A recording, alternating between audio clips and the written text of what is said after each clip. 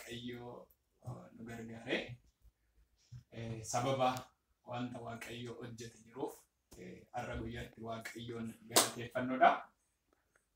Akkuma keekirraa arginu 9 years for remember jedha. Waggaa salgan kana yaadachuudhaaf kan ta'e jedha.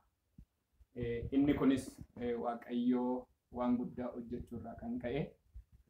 Akkuma kana gargaartuun koo obseeni waggaa salgan kana balaa makiinaa irra ga'een waaqayyo lubbuu ishii oolchee makiinaan rukutee akkuma kana waaqayyo ishee hambisurraa kan ka'e waggaa kana waaqayyo nu gargaaree gudar irratti kabanyee har'a immoo waaqayyo nu gargaaree bulchootuu irratti mana obboleettii koo baay'een jaalladhuu fi kabaju mana obboleettii koo Alamituu Gaariitti kabajaa jirra maatii faana. Inni kuni gochi waaqayyo dinqisiisa waan ta'eef ergasii waaqayyo eebba baay'ee nuu kenne waa baay'eedhaan nu jijjiire waaqayyo warra nama baay'ee nu godhe roota baay'ee hafuuratti foonitti waaqayyo ergasii kaasee nuu kenne. Kanaaf kuni waan waaqayyoon madaalu osoo hin taane waaqayyoof galata galchuudhaaf waan goone jechuudha. Kanaaf namni erganani kana keessatti qabu namoonni online garaagaraatiin sagalee kana dhaggeeffatanii wanti waaqayyo hojjete wanti xinnoon hin jiru.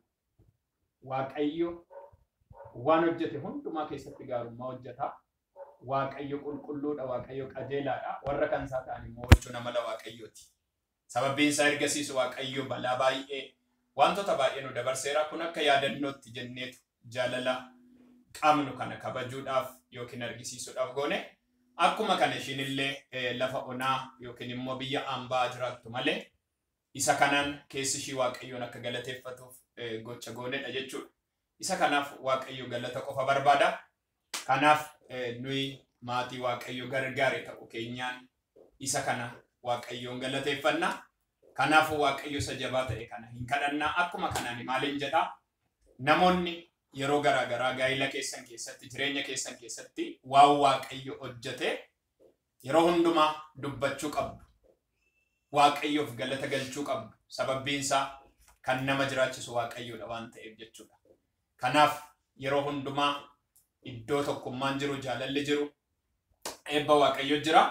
Kanaaf har'a Phaagumee guyyaa lamadha. Akka tasaa ta'ee Phaagumee guyyaa sadiitti kan kabajamu ture kuni akka tasaa boru gara biraa waan deemnuuf har'atti sagantaa kana dabarsinee kabanye.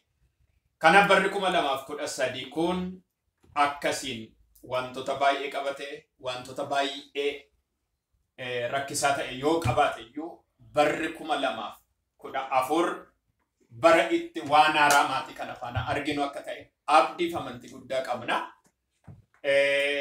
Isaayyaas 27 lakkoofsa 6 irratti sagalee waaqayyo bara dhufutti Israa'el hundeensaa lafa qabata hudhee hin daraara firiinsaas lafa hundumaa wal ga'a yookiin addunyaa hundumaa waliin ga'anidha.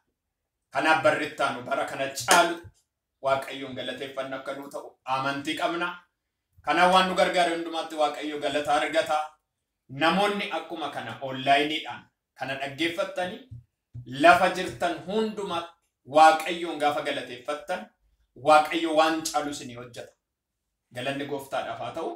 Kanaaf maatii faanatti walii galleetu waaqayyoon galateeffanna gocha godhe. Kanaaf waa xiqqaa miti gaarummaan inni godhe danuudha waan ta'eef waaqayyoon hin galateeffanna. Waaqayyo waaqa jiraataa waaqa hundumaa dandeessu aaboo faangoo kan qabdu guddaaf sodaatamaa kan taatu maqaa Kiristoos Iyyesuusiin galanni siif haa ta'u. Ameen. Ulfinni guddaan siif haa ta'u. Ameen. Gaarummaan ati goote danuudha maqaan kee ulfaata. Ameen. Nuyis maatiin kunis ooluu waan baay'ee irraa oollee si galateeffanna galanni siif haa ta'u. Ameen. Bara darbitti akkuma kunoo waan gaarii hojjettee oolchuu kennu argisiis.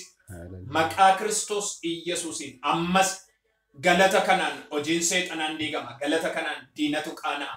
Maqaa Iyyesuus Kiristoosiin ammas haleluuyaa. Ameen. Mana itti galateeffanne kanaafis waan taaraan haa ta'u. Ameen. Dhiiga Iyyesuus isa lola'een nan kadhadha. Ati waaqa waan hundumaa dhageessudha.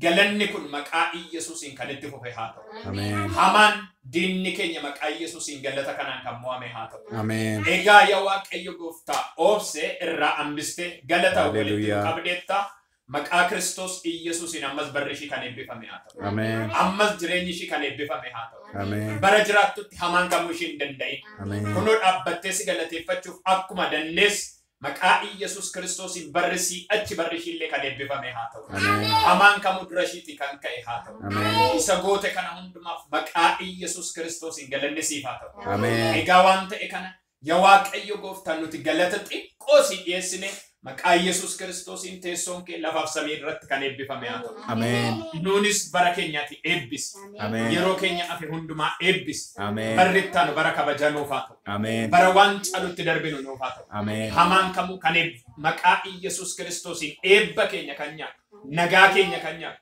maaf eebbifamtu kan jedhu maqaa Yesuusiin kan garagale haa ta'u. Amen.